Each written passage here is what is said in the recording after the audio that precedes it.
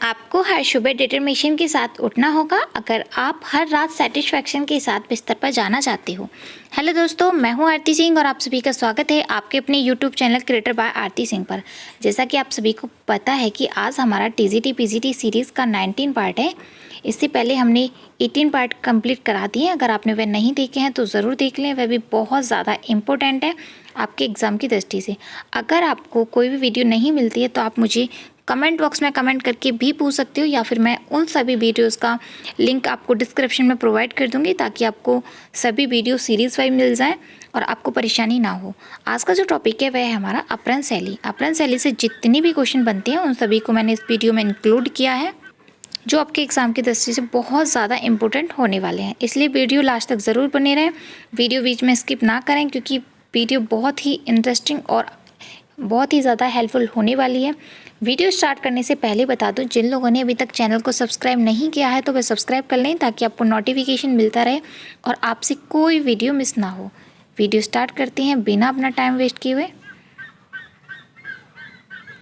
अगर फ्रेंड्स आपसे पूछा जाता है कि जो अपहरण शैली को किस नाम से संबोधित किया गया है, यानी कि अपहरण शैली को और किस नाम से जाना जाता है, तो वो कौन सी शैली नाम है? जैन शैली को जैन शैली के नाम से जाना जाती है। नेक्स्ट देख ले, नेक्स्ट है कि अपहरण शैली को किस नाम से जाना जाता है।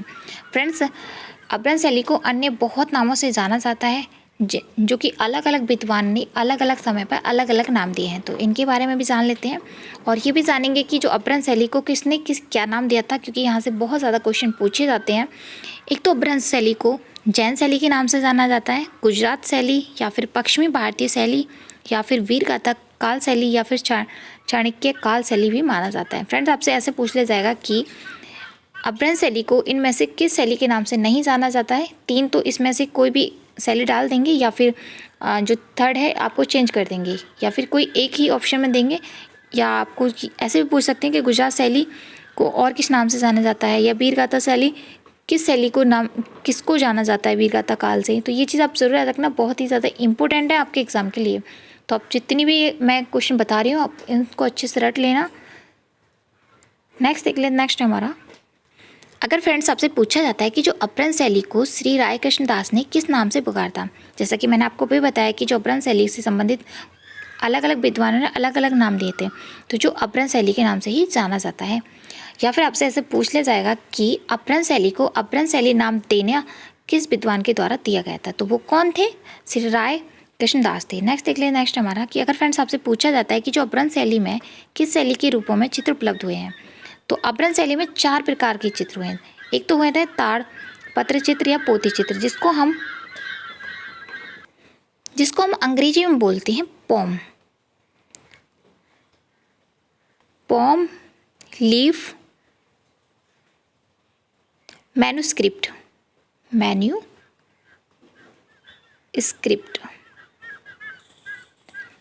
ताड़पत्र को बोलते हैं हम पॉम, लीफ, मैन्युस्क्रिप्ट, और सेकंड आता है कागज़ पर बने हुए चित्र, जिसे हम बोलते हैं पेपर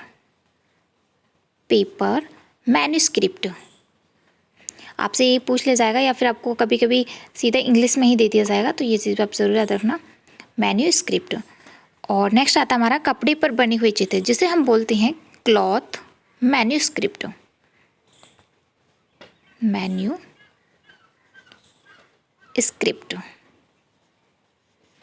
और फोर्थ पर आता है हमारा भित्ति,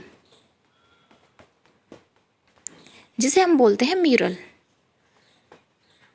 तो यहाँ पर 4 प्रकार के चित्र मिले हैं। एक तो मिले हैं तालपत्र पर बने हुए चित्र, जिसे हम बोलते हैं पॉमलियो मैन्युस्क्रिप्ट, और सेकंड है हमारा कागज़ पर बने हुए चित्र, जिसे बोलते हैं हम पेपर मैन्युस्क्रिप्ट।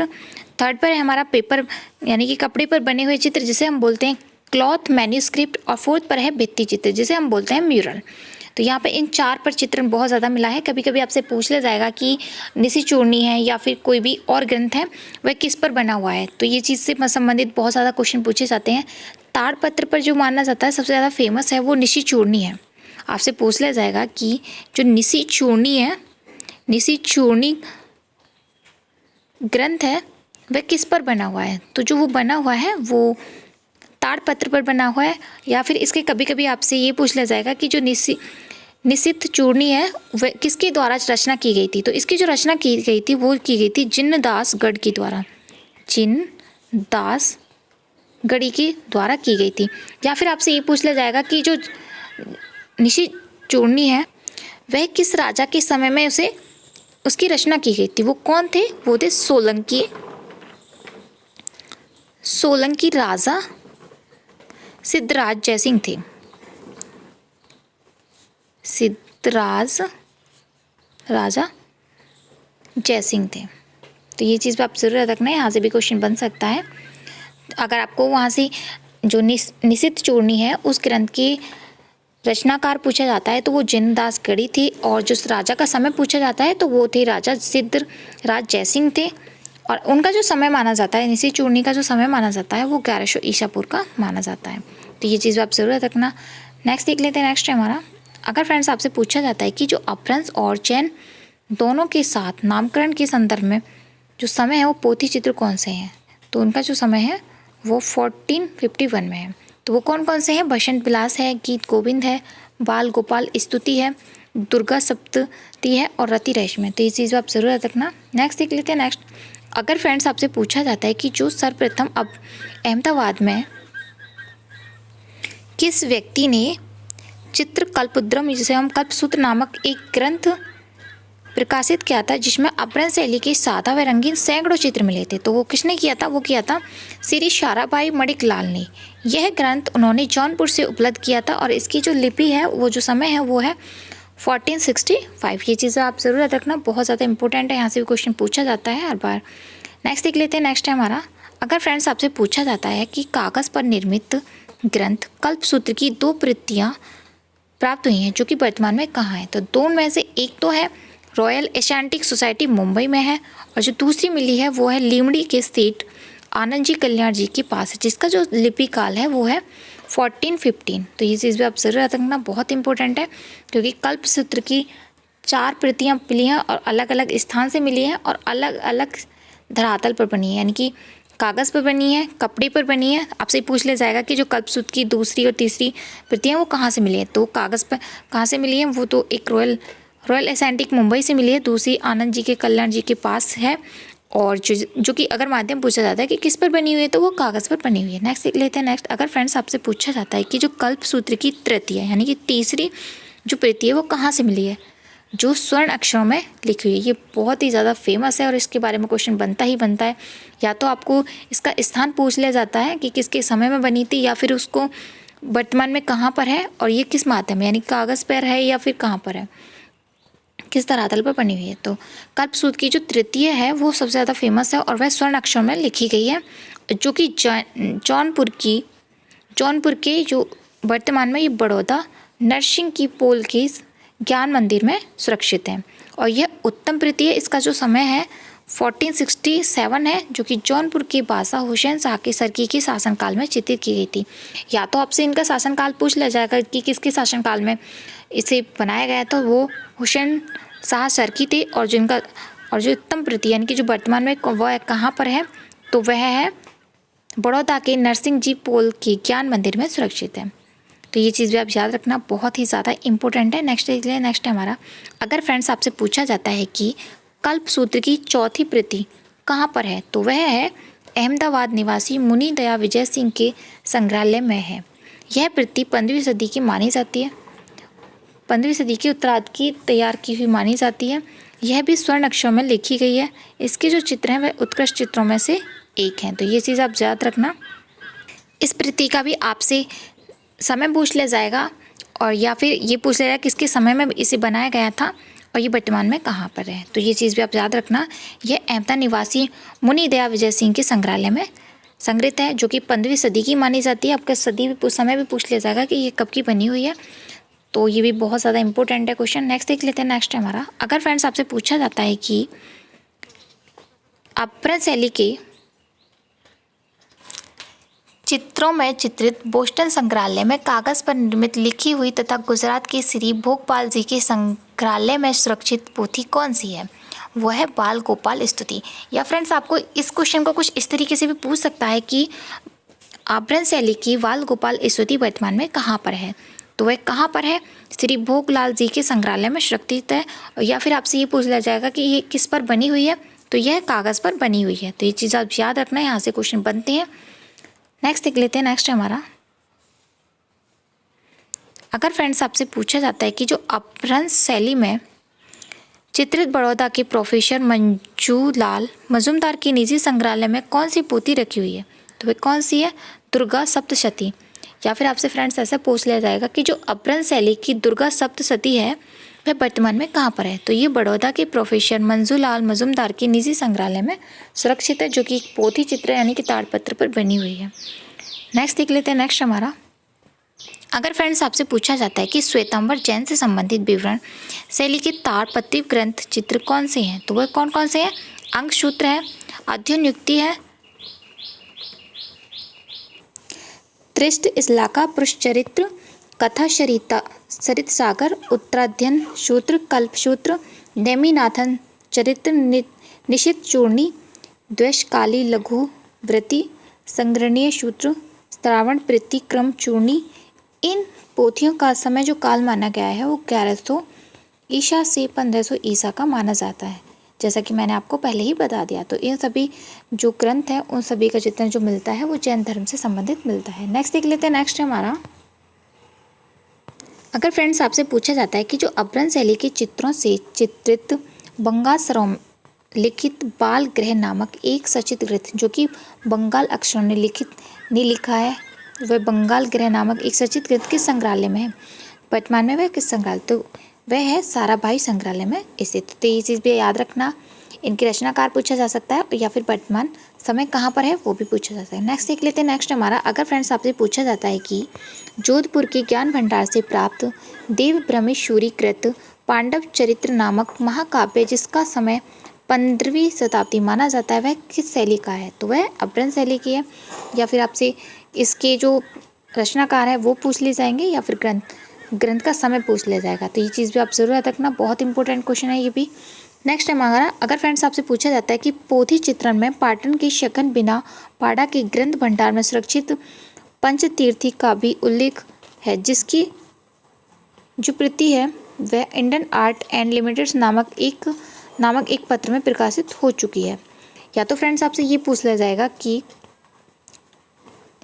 जो पंचतीर्थी की है वह किस पर बनी हुई है, तो वह एक ताड़पत्र यानी पोथी चित्रण है और वह कहाँ पर है वर्तमान में, तो वह प्रति इंडियन आर्ट एंड लिमिटेड नामक एक पत्रिका में प्रकाशित हो चुकी है। तो ये चीज़ आप जरूर याद रखना। नेक्स्ट हमारा नेक्स्ट देख लेते हैं, जो पाटन के ग्रंथ भंडार में निशित चूर्णी की एक प्रति सुरक्षित है, जिसकी लिपि काल जो माना जाता है 1100 माना जाता है, जो कि मैं आपको पहले ही बता चुकी हूँ। इसमें अपभ्रंश शैली के उदाहरण मिलते हैं और इसका जो मैंने आपको बताया था कि जो रचनाकार थे इसके जिनदास गणी थे और जो राजा सिंधराज जयसिंह के समय में बनाई गई थी और जो समय था इसका 1100 ईसा था। तो ये चीज़ आप जरूर याद रखना। नेक्स्ट देख लेते हैं। नेक्स्ट हमारा, अगर फ्रेंड्स आपसे पूछा जाता है कि जो अपभ्रंश शैली में रेखाएं कैसी हैं, तो वहाँ की जो रेखाएं बनी हैं वह वर्तुलाकार के स्थान पर बड़ा कोणात्मक प्रभाव उत्पन्न करती है, यानी कि वहाँ का जो रेखा है वो एक कोण सा प्रभाव दिखाती है। नेक्स्ट है, अगर फ्रेंड्स आपसे पूछा जाता है कि अपभ्रंश शैली के चित्रों में कैसे रंगों का प्रयोग किया गया है, तो यहाँ पे जो रंग यूज़ किए गए वो चमकदार उष्ण रंग प्रयोग किए गए थे। तो ये चीज़ आप याद रखना कि यहाँ पर ठंडे रंगों का प्रयोग किया गया था और बहुत ही ज़्यादा वे चमकदार थे। नेक्स्ट है, अगर फ्रेंड्स आपसे पूछा जाता है कि अपभ्रंश शैली में मानव आकृति कैसी बनाई गई है, तो यहाँ पर जो मानव की आकृतियाँ बनाई गई हैं वह रुई के गुड्डे या फिर गुजरात की एक कठपुतली के समान बनाई गई हैं। या तो आपसे ऐसे पूछ लिया जाएगा कि किस शैली में मानव आकृतियाँ रुई के गुड्डे या गुजरात की कठपुतलिया के समान बनाई गई हैं, तो वह कौन सी थी? अपभ्रंश शैली। तो ये चीज़ भी आप जरूर याद रखना, बहुत इंपॉर्टेंट है। नेक्स्ट है, अगर फ्रेंड्स आपसे पूछा जाता है कि अपभ्रंश शैली में पशु पक्षी कैसे बनाए गए हैं, तो वह कपड़े के बने हुए खिलौने के समान बनाए गए हैं। या फिर आपसे ऐसा पूछा जाता है कि कपड़े के बने खिलौने के समान पशु पक्षी का चित्रण कहाँ पर हुआ है, तो वो अपभ्रंश शैली में हुआ है। ये बहुत बार क्वेश्चन पूछा गया है, तो ये चीज़ आप जरूर याद रखना। नेक्स्ट देख लेते हैं। नेक्स्ट हमारा, अगर फ्रेंड्स आपसे पूछा जाता है कि अपभ्रंश शैली में रेखाएं कैसी हैं, तो वहाँ पर जो रेखाएं बनी हैं वो काली स्याही से बनाई गई हैं। तो ये चीज़ भी आप ज़रूर याद रखना। अगर फ्रेंड्स आपसे पूछा जाता है कि अपभ्रंश की पृष्ठभूमि में किस रंग का प्रयोग बहुलता से किया गया है, तो यहाँ पर लाल रंग की सपाट रूप में इसका प्रयोग बहुत ज़्यादा किया गया है। यानी कि जो रेखाएं बनाई गई हैं किसी भी चित्र की, वो तो बनाई गई हैं काली स्याही से, लेकिन जो इसमें पृष्ठभूमि है उसमें किसका प्रयोग किया गया है, तो वहाँ पे ये लाल रंग का प्रयोग किया गया है। तो ये चीज़ आप ज़रूर याद रखना। नेक्स्ट है, अगर फ्रेंड्स आपसे पूछा जाता है कि पूछा जाता है कि जो अपभ्रंश शैली में महावीर की आकृति है वह उसमें जो किस रंग का प्रयोग किया गया था, ये बहुत बार पूछा गया है, तो उसे पीले रंग का प्रयोग किया है किसके चित्रण के लिए, महावीर की आकृति में। अगर फ्रेंड्स पूछा जाता है कि जो अपभ्रंश शैली है उसमें पार्श्वनाथ की जो आकृति है उसके लिए किसका प्रयोग किया गया है, तो उसमें नीले रंग का प्रयोग किया गया है। ये चीज़ आप ज़रूर याद रखना, पूछे जाते हैं क्वेश्चन। अगर फ्रेंड्स आपसे पूछा जाता है कि जो अपभ्रंश शैली है उसमें नेमिनाथ की आकृति में किस रंग का प्रयोग किया गया है, तो नेमिनाथ के लिए काली रंग का प्रयोग किया गया है, महावीर के लिए पीला रंग, पार्श्वनाथ के लिए नीला रंग और नेमिनाथन की आकृति के लिए काले रंग का प्रयोग किया गया है। नेक्स्ट हमारा, अगर फ्रेंड्स आपसे पूछा जाता है कि जो ऋषभ की आकृति में किस रंग का प्रयोग किया गया है, ऋषभनाथ की जो आकृति के लिए किसका क्या है, स्वर्ण वर्ण का प्रयोग किया गया है। तो ये जितने भी क्वेश्चन है बहुत ही ज़्यादा इंपॉर्टेंट है। नेक्स्ट देख लेते हैं। नेक्स्ट हमारा, अगर फ्रेंड्स आपसे पूछा जाता है कि गुजरात शैली की सर्वप्रथम जानकारी किसने दी थी, तो जो गुजरात शैली की जो सर्वप्रथम जानकारी दी थी वो डॉक्टर आनंद कुमार स्वामी ने दी थी। नेक्स्ट है कि अगर फ्रेंड्स आपसे पूछा जाता है कि जो आनंद कुमार स्वामी ने कल्पसूत्र की एक सचित्र प्रति को कब वर्लिंग म्यूजियम में सुरक्षित करवाया था, तो जो वर्लिंग म्यूजियम में सुरक्षित कराया था वो कराया था 1924 में कराया था। नेक्स्ट हमारा, अगर फ्रेंड्स आपसे पूछा जाता है कि गुजरात शैली को किस व्यक्ति ने पश्चिमी भारतीय शैली के नाम से पुकारा था, ये बहुत ज़्यादा क्वेश्चन इंपॉर्टेंट है।